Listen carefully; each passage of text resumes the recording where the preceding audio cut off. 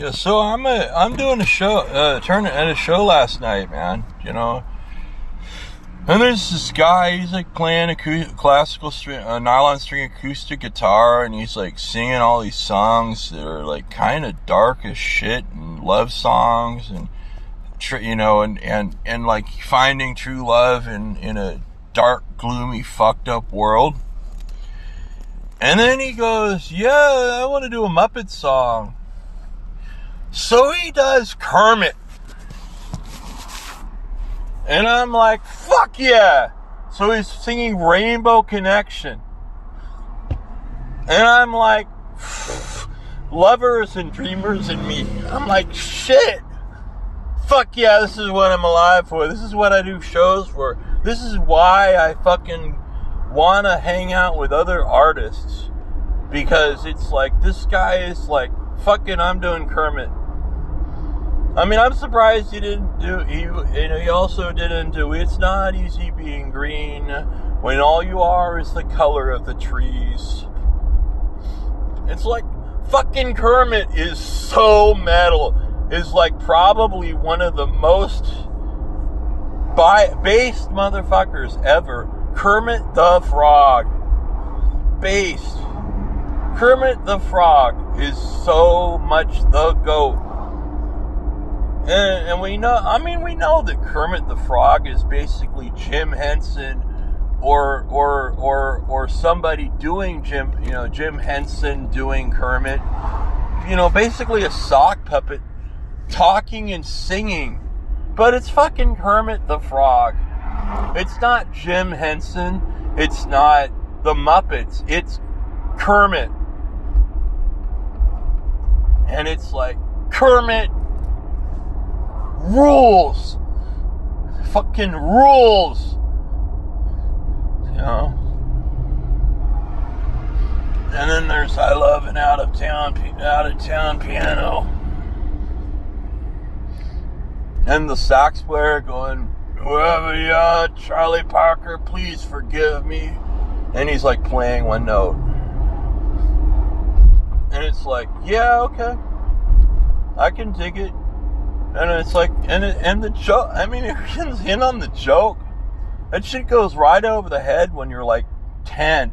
But as soon as you learn anything about jazz, about music at all, and you know anything about Yardbird, that guy was just like, he stole a saxophone one time just to see if it could play anything other than the note the guy was playing on it.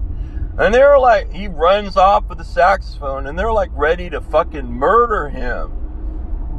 And he just goes, yeah, here's your sax back. I just wanted to see if it could actually play anything anymore. Or you could play anything anymore. Because he was like, based. It's like, what drove him to play the shit he played? He wasn't being challenged at all. And it was boring. And he wasn't actually playing anything interesting, which drove him out of his mind, which I can relate to. Because there are times where I'm like, okay,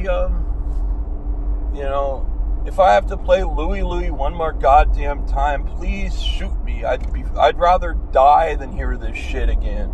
And it's a kind of extreme, but it's like, it's like a good riff, and it's a good chord progression. But it's neither played as really an exciting riff or a good chord progression. And, Charlie Parker could turn that, be like, yeah, man, I think I'll play that as seventh chords. And I think I'm going to play B flat 7 instead of D or something, right? Or play like B flat 7 instead of E7. or you know, or kind of go, or do some Django shit of going, you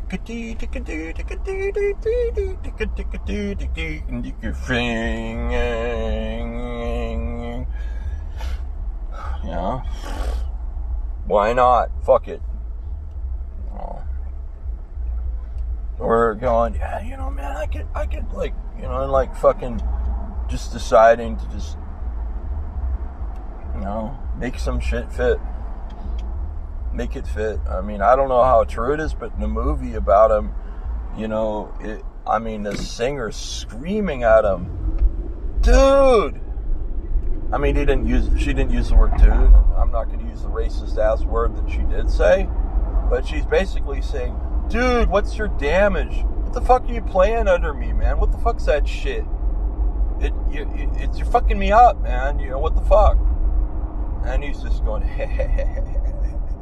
yeah.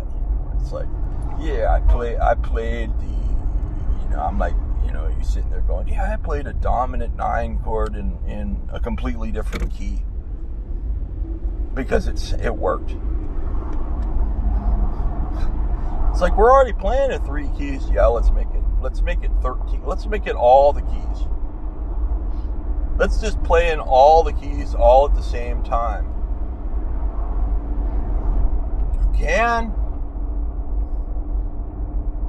You can completely ignore all that shit.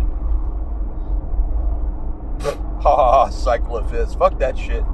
Cycle of fourths. Fuck no.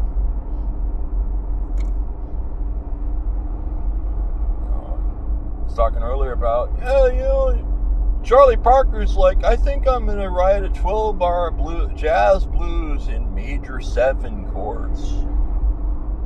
You can do it. There's no rule that says you can't. None. 99% of them are dominant chords. But you can also do minor 7, 1-4-5. Major 7, 1-4-5. Dominant, minor, or major 7, 2-5-1. Any of that shit. Substitute a 3 for this or that. Substitute any minor chord for a 2, a 6, or a 7. It doesn't matter. It really doesn't. It's just like, well, I'm going to make this work. And more often than not, it's like you're just playing and it just sort of happens. And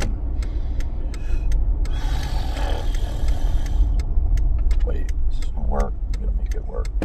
So, yeah, so you got...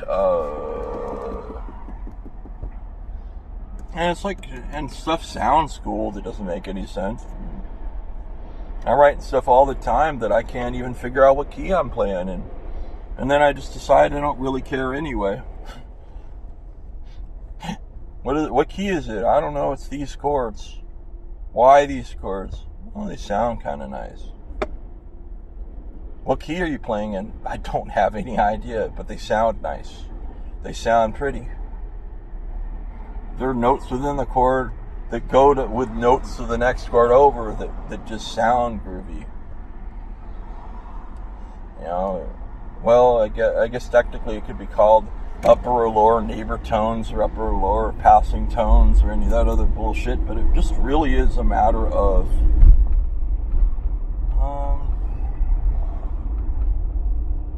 it sounds cool, or it's just what I played.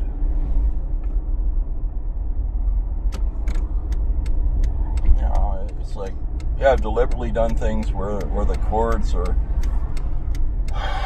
you know,